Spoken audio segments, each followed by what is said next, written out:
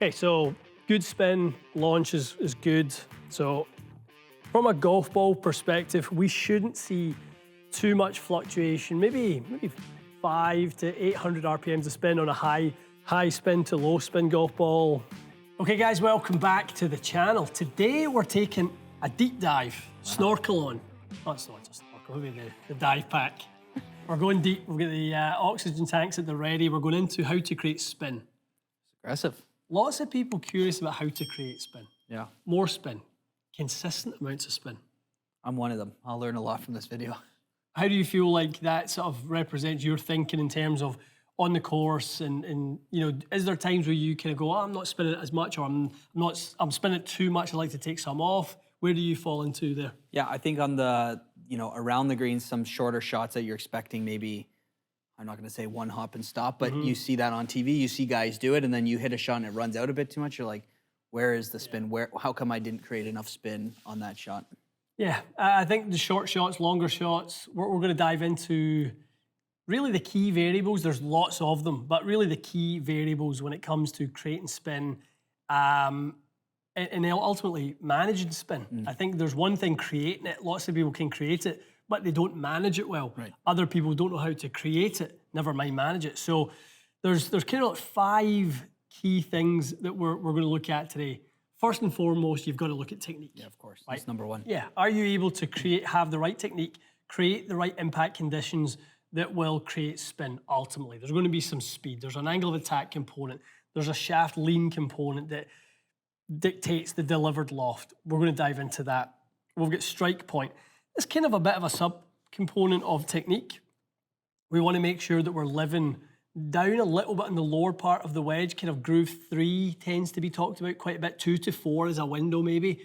That's, some people will call that a bit of a thin strike. That's where you get the spinny ones from. Right. Most people, if they just clip one, they get lots of spin.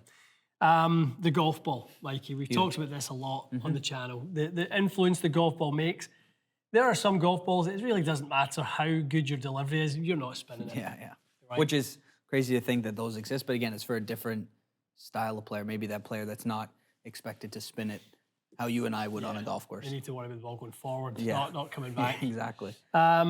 Wedge design, clearly, what we do in the day in, day out here is giving people different wedges with different sole grinds, amount of bounce, different face textures that create friction, some that, maybe are better in all sorts of conditions like wet weather, dry weather, all that type of stuff.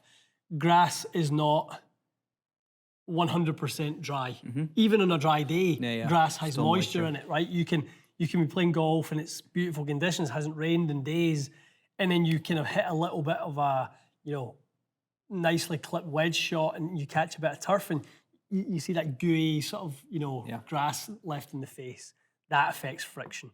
And last but not least, one of the most, I would say, underrated parts and maybe where the best players separate themselves a little bit, analysing how to assess turf conditions. Know when you've got spin, the opportunity to create spin, and know when just to leave that alone. Right? There's times when you just have to, this lie is not going to permit any spin.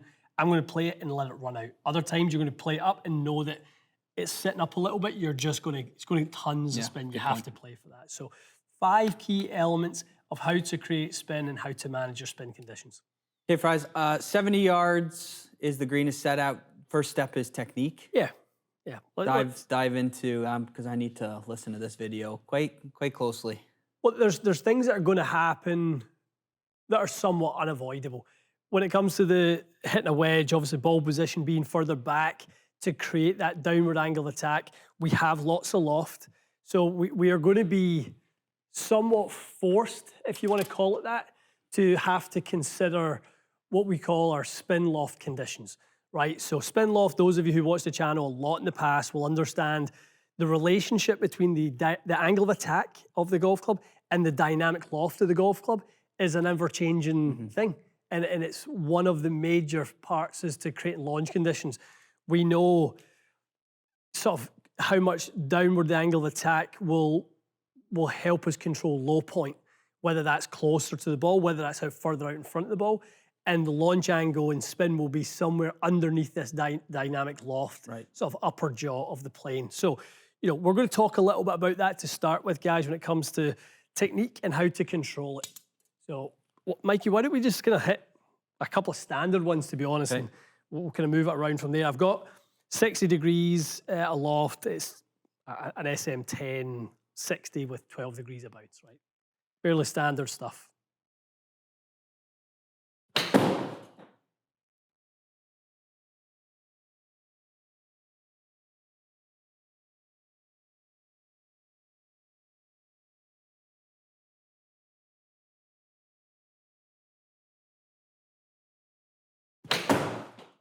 You've been playing a bit more golf lately. When you're 70 yards out, what are your, without getting into technique, but what are your thoughts when you go to pull the trigger to hit this shot?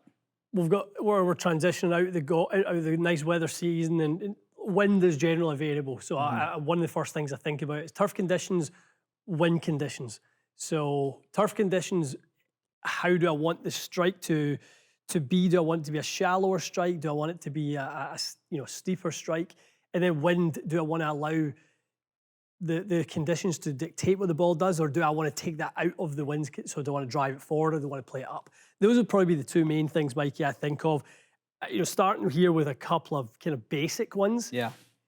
I've never struggled with the amount of spin that I create. You can even see that last shot there, 11,000, whatever that is there. Think of 11,500 spin on those first two shots. Exceptionally high on both of those. Good, maybe a little high in the launch of both of those. So maybe we go to club a second. We can sort of start to look at delivered loft.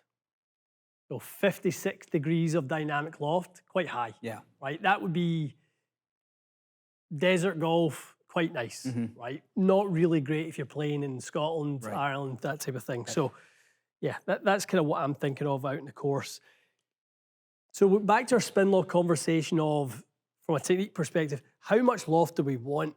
So if we want to spin it more, we want more loft and more downward angle of attack, right? So let's see if we can sort of create that a little bit in these. So we've got 5 down and 57 on that last one. That's pretty wide. That's not really going to get an awful lot wider for me. Let's see what we can get a touch wider. So creating that little bit more loft there, Mikey, it's 60. So we can kick the spin up a little bit. Almost 12,000 spin. Yeah. So that's management of the upper jaw, right? Never really changed the lower jaw, still 5 degrees down, 4-6. But we created more spin. So that's one thing that I know I can do. So ways in which I'll control loft is I'll stay a little bit wider. That helps me create more loft. If I let the swing get a little bit longer, I will generally pull the handle more, and that will get me into more of a forward shaft lean de-lofted position. Right. Okay. If I go wider, I come in with more loft. So that would be something that I would sort of use to control it. Almost shallowing out. Yeah, I'd say that would be a fairly advanced one, and not really one I'd advise for a lot of people. Yeah. I would say maybe controlling the amount of downward would be more advisable. So let's see if we can do that. Let's get a little bit steeper while keeping the dynamic loft where it is there. But when you're shallowing, sometimes when people try to get steep, and maybe I'm a victim of this as well, saw guys this weekend do it, they try to get a little steeper. We're talking about spin on the range, and they almost heel it a little bit. Is that just because they're kind of throwing the club at it and that's what they think steep is? Is it just technique more than anything? Interesting. A lot of heel strikes. I mean, sometimes for people, if they're trying to get steeper, the heel strike can be ball position being too far back. Too far back. So if the face angle doesn't have enough time to close. So, I mean, the heel is leading the journey to impact until it's not. Right. And then at the point where you get square, then the toe takes over and it takes the rest of the way. So if ball position gets too far back, you can kind of get in that handle forward position. But the more you pull the handle forward, the more the face opens. Makes sense. Okay. So there's probably a bit of that. Steepness, I'm really thinking about one thing when it comes to steepness: more weight left side and ball position back a little bit and nothing else. Right. Okay. Because ultimately, if we change it 3 degrees, we'll bring spin down. And I don't want to change a lot to create. 3 degrees is tiny. So I don't want to change a whole lot of things. So I'm really ball position back, weight more left side, Mike. Keep it simple. almost thinking about trying to play it off a downhill lie, to be honest. Yeah. Like if I kind of got a little bit of a slope and I kind of favors the left leg a little bit, and we sort of just make sure we follow the club down the sort of slope. That type of thought is what I like for steeper. So the other thing when it comes to control and spin, when you get steeper and maybe you have a little bit more forward shaft lean, so we just lost 1,000 spin, which is good. We're kind of trying to sort of do that. You're going to create more velocity off the club. Therefore, you don't have to swing it as fast. Okay. That brings friction down. Right. So the jaws sort of, or the upper jaw comes down just a little bit on that front. So I think from a technique standpoint, the shallower your angle of attack, the more loft you have, the more speed you need. The more steeper you get and dynamic loft comes down a little bit, the less speed you need. That's something very, very important as we talk about managing spin. All right, what's point number 2 there? Strike point. Okay, I think we can stay in the same conversation around strike point, because if I kind of demonstrate 2 things for you, which will be too shallow, not enough shaft lean, too steep, too much shaft lean, and then we'll kind of look at what's in the middle. So let's go shallow and call it scoopy. So if we get that one, which is not a bad shot if you've got a front pin and you're really not taking an awful lot of turf for that, but we're going to get a really low strike. If we take this golf ball and we take the shaft at vertical, right, and we just kind of have their relationship there, the more we lean that shaft forward, the more naturally that strike rides up the face. So again, we go vertical, we go forward shaft lean, right? The delivered loft will significantly impact where that strike happens, high or low. Okay. So let's go the other side of that. So that would be too shallow, too much loft. Let's go the other way. Now, obviously, we're getting much more energy out of that one, so we've flown our target, but just, we see the strike move up quite a bit. Higher, yeah. And then the sweet spot is somewhere between the two. So what was that angle attack wise? 8.5 with 50. So I'd say we shot for like 6 degrees down with about 50 to 53. Okay. That would be perfect. So 5.5 and 53. I think something that is fun to play with. What's too shallow, what's too steep, and you have the 2 reference points and live in the middle. That's kind of what we've done there, right? It's 3 shots, and you can kind of quite easily move the needle one way, then the other, and then find out what's right. So that, guys, is where strike point control lies. We want to really control, the vertical strike of it. Wedges are catering much, much more now to higher center of gravity. So the lower strike on groove 2 to 4 launches a little bit lower and spins a little bit higher. That's moving the mass a little bit up, so you kind of get the tilting of the head from the strike, that gear effect, get the ball riding up the face a little bit more. Okay. All right, point 3. Point 3 is golf ball. This will be interesting. Yeah, this will be. So let's move the green back a little bit. Let's go kind of like 80, maybe 85 yards even. Let's get some spin going. The golf ball there is one of our favorites when it comes to doing spin, like higher spin tests. Chrome Tour X. Okay. A firm core, which is quite important in creating spin, that we create a larger impact between the club face and the core of the golf ball, and we sort of sandwich the cover between that and create more friction. So we need that firm core. Okay, so good spin, launch is good. So from a golf ball perspective, we shouldn't see too much fluctuation, maybe 500 to 800 RPMs of spin on a high spin to low spin golf ball. Launch angle, typically the more friction we've got, the lower it launches. You might see that be like 31 to 33, something like that. All right. So the important thing is we try to create the same launch conditions, angle of attack, dynamic loft, etc. Because we don't want there to be different delivery conditions, right? We just want the golf ball to be the variable. So let's see if we can get close to that. I'm seeing a lot of these. It's not that this is a distance golf ball per se, but these matte golf balls, as kind of cool as they are, maybe to look at and stuff like that, have a totally different look to them. There's a fall off in performance that is maybe more drastic than anything else you can do in the game. You think at a ball with a different finish, the thought is not really performance for that player that's using that? Performance in a different way. Definitely not in the way that we're talking about it, where you've got control of your ball going forward and control of your golf ball going back. But I just think the variables that it throws up, I think it's probably aimed at the player who never really gets the ball to the hole anyway. It's like hit, chip, and putt, you know, that type of thing.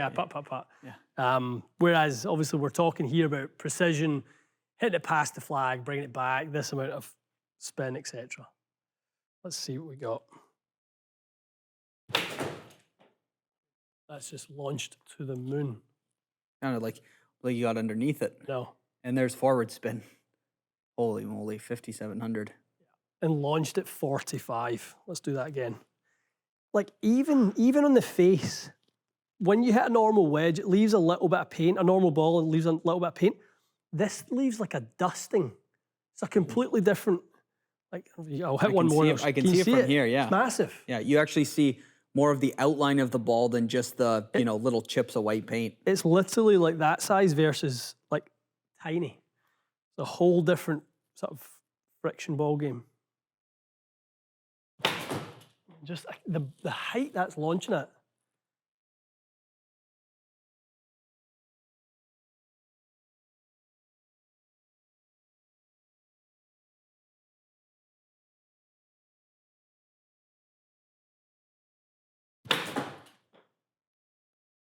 And that felt like a good strike, to be honest. So 5 down, 57 on the spin loft, or sorry, on the dynamic loft, strike on the CG line, and we can't create even 5,000 RPMs of spin. Yeah. That's nuts. Massive.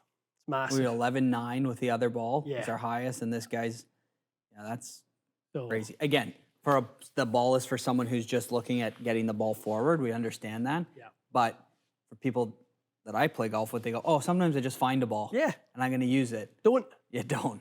Stick to the same ball that you play. Totally. Get fit for a ball. It'll benefit your game. Hugely.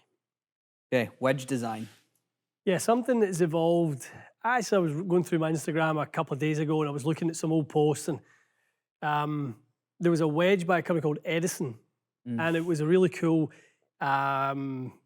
illustration of, they had like cut the wedge into multiple pieces, and basically they had weighed out the different parts of the head, the high part, the low part, the toe and the heel. And it was this kind of this idea of mass relocation. And we've really seen it with wedges in probably the last 6 years or so, this thicker top line and moving that CG higher, especially when it comes to lob wedges and sand wedges, and then sort of being able to bring that launch down and spin up. So wedge design's massive from a vertical standpoint. Obviously, when it comes to wedge design on the sole, the grind, the bounce, the radius, the sole width, the camber, all these things, there's many, many different things at play here that club fitters have to navigate when they're in a fit with someone. And I kind of chuckle a little bit when I hear people say a wedge fit can't be done indoors. Yeah. Because we can still assess people's delivery conditions indoors. You're still delivering the club. You know, it might be slightly different how the ball reacts off the turf, slightly, not as much as people think. But ultimately, are you leaning the shaft backwards, forwards? Are you neutral? Are you steep? Do you strike it high, low, toe, heel? Like, you're still going to do the same things. Yeah. Weight of wedge shaft too. Massive. Right? Graphite, steel, whatever it is. There's a lot we can dial you into indoors. Definitely. Lie angle, one of the biggest things that I've seen be a real game changer for people. You know, I've seen in the last probably 8 years since using quad, and TrackMan now does it a little bit differently. But measuring dynamic lie angle is massive. Like if you worry that you can't hit your wedges online, but your toe is stuck in the ground, well, you never will. Yeah. You've got to get that dynamic lie angle under control. Something that I think we do in every single video. So yeah, that's a massive one. The sole design and the sort of configuration of where you want the bounce. Do you want the high part of the wedge to be forward? Do you want it to be back? That's all individual. That's what shots do you like to play? Are you somebody who likes to open the club up a little bit? Are you somebody who likes to lean the shaft a lot? That's so individual. Yeah, right? Good point. Yeah, so just get fit. That's the punchline. I could show you all different shots and short game shots, but my array of shots are not going to be your array of shots. Mikey's is different. So, that's more of a talking point of the different things that you can change to make your performance better. We know the amount of times that we have wedges in our hands. Yeah. You said a few months back, how many greens around do you feel like you hit? Yeah, not a lot. Right. So somewhere between probably 5 and 10. Yeah. Right. Good golfer, 2 handicap, play, you hit between 5 and 10 greens. You're gonna have those wedges in your hands all the time. You're a good driver of the ball. You'll have even more wedges in your hands when you drive it good on a short par 4. Things like that. So have the right wedge configuration. I think for most people, pitch and wedge, gap wedge, sand wedge, lob wedge is almost a given at this stage. There's probably times where some people like maybe subtle differences, but I do think that configuration covers the majority of people. The thing to understand too is you can get fit for wedges indoors. Like you absolutely can. I've talked to Bob Vokey about this. We've spoke at length, and I asked him more out of curiosity, like, Voka, are we doing people a disservice by fitting them for wedges indoors? And he went, absolutely not. You're 100% not, because there's a lot of variables that you can control. You might not have the array of lies and bunker shots and, hitting one over a tuck pin where it makes you think about how the wedge sits. Sure, we don't have that. Yeah. But this is a controlled environment where we can isolate the variables, and as fitters, we will then set people up at specific yardages, and we'll kind of bring and extract the right delivery conditions for that player. I think that's what talks about our next point is turf conditions.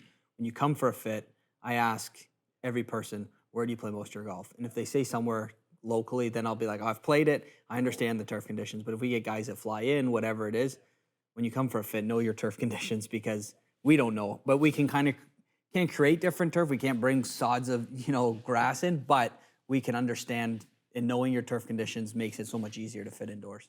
Couldn't agree more.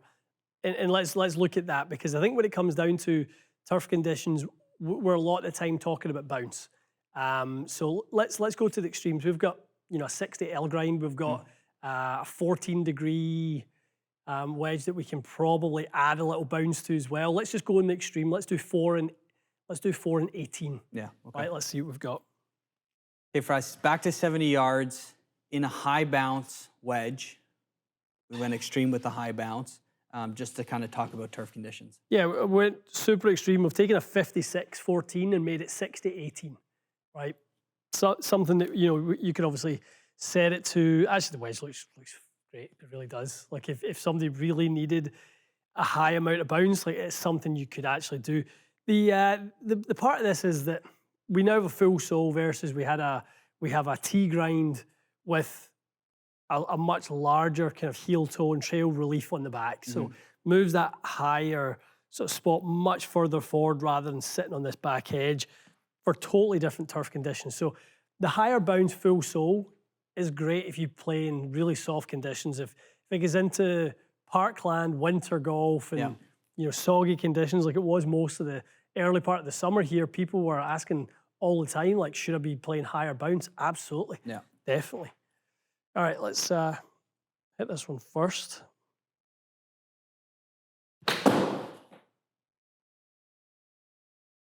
Sounded good.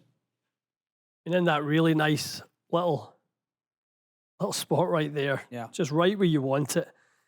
I've been saying to you, I said to you off camera earlier on, I feel like I need more feel like I need more bounce. I feel like that's the case. I feel like I get the odd high strike with the 8-degree M I've got right now, whether that's a little bit of technique or whatever, but I just find that I could do with a little bit more.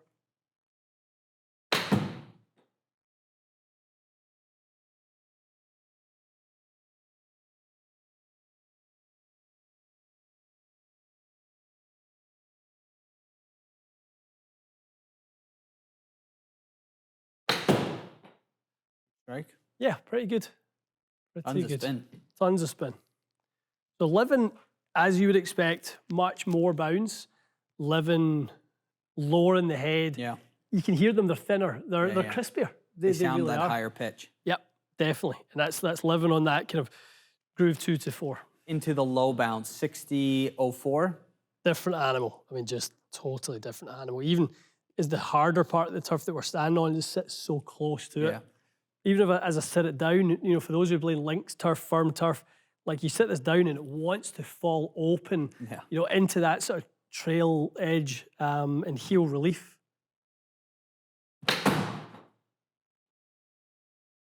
Such a different sound right out of the gates. Different, totally different.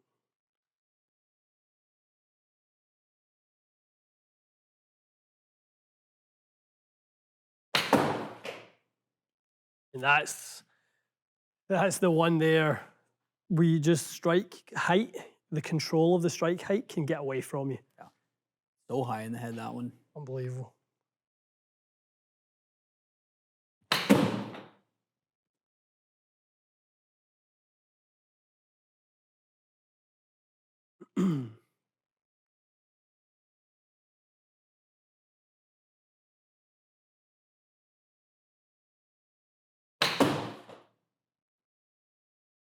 Yeah, as much as we try and control, obviously, the delivery variables, the speed variable within, some like a couple of miles an hour, whatever it would be.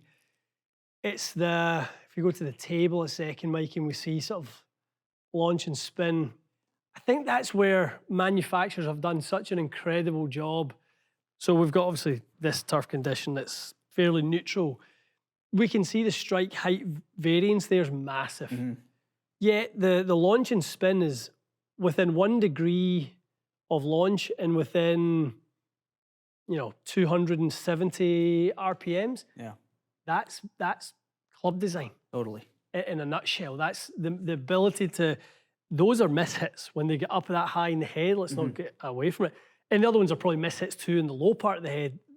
That's the same thing. I probably need, from 18 degrees of bounce and 4 degrees of bounce, I probably need 12. 12, yeah. Probably right around that. But really, really great to see how well that sort of manages it. I thought that's pretty cool. Good. But just to show again, if we go back to that illustration on strike height, if turf conditions are softer, you will strike it higher in the blade. So the pink dot, you want to go more towards high bounce. If turf conditions get really firm and really tight, you are going to want to go towards low bounce because it will bring the strike height down a little bit. Ultimately, we should end up with something, right in between the two. Love it. As we talked about high strike, low strike, different bounces. You have a player that plays multiple rounds of golf throughout the year, variety of, turf conditions. Do you have a Swiss Army knife or a middle of the pack kind of wedge for them? Yeah, I think something where we just said it, I think if we've got the extreme high strike and extreme low strike and we've got 4 degrees of bounce and 18 degrees of bounce, right between that, around the 10 to 12 is ideal. And I think that's where the Swiss Army knife is the soul. Yeah. That's where you want to have trail relief, heel and toe. So maybe like an M grind or D grind. And we'll talk Volkey guys, but just because at a percentage of market share, they are so much above everyone else. Let's just talk in terms that everyone understands. So yeah, let's hit a couple, in that middle spot between where the high strike and the low strike lives.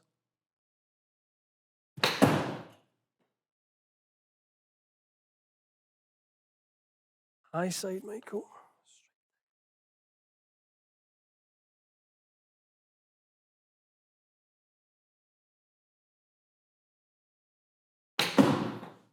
All right. So as we go, obviously run through there, to your point, Mikey, like where does a neutral wedge lie that allows us to play in all conditions. It's kind of right in there in the mid bounce. This is back to that 12 degrees D grind. Gives the right strike height. It gives the right launch conditions. Obviously, efficiency is a little bit higher because it's been struck in the right spot. But yeah, you can see that it's going to deliver more consistency, and then that's where the sole comes into it. So if you're in softer conditions and you want to open the face a little bit and maybe expose more bounce, right. If you're playing firm conditions and you want to kind of just lean the shaft a little bit, 16 to 8, is quite achievable within 4 degrees of shaft movement, right? So I think that's where the neutral golfer would probably want to try and find themselves. Do some testing on a monitor where you can sort of see where the strike height is. Try to live in the right zone. Don't be too low, don't be too high. Good test. I mean, the turf condition one is interesting. The biggest thing is you can't get indoors for wedges. You absolutely can. No question. No hesitation in my mind. Never once in a fit have I felt like I'm doing someone a disservice by the wedges I'm going to prescribe. And the feedback, more importantly, of those clubs has been like, the amount of times people have said, and the wedges that you got me are unbelievable. I'm putting it closer, proximity's gotten tighter, that lie angle you changed, that, the grind that we added made the biggest difference. That's not by being outdoors. Nothing wrong with outdoors as well. Totally. But there's also nothing wrong with indoors. Good point. Okay, guys, so 5 things that will help us create more spin, manage launch, really just improving your overall wedge game. And we know the importance of it, like we've talked about many times, but we've kind of given you 5 things here with some technique conversations, some strike point sort of advice for how to find the right strike point. Obviously the golf ball, huge eye opener when it comes to that. We've got the wedge design, which is kind of more making it specific to you and your unique launch conditions, and the ability to analyze the turf, where you play. Knowing that just because Jordan Spieth loves a low bounce lob wedge, playing in your parkland course in some kind of northeast or northwest state that gets a lot of rain or whatever it may be, you probably shouldn't be playing the same wedge 100%. As Jordan. That's pretty good for him, the shot repertoire he has. Highly skilled player, low point control is a real premium. That's not a gift that everyone's blessed with. Definitely. All right, guys, let us know your thoughts on wedges. Like we said, we're going to try and get some wedge shaft testing done as well. I think that's a bit of an open box when it comes to explaining to you guys what wedge-specific shafts might offer. We've done lots with irons and woods and that type of thing, but we need to do a little bit with wedges. Definitely. All right, stay tuned for that. We'll see you again soon.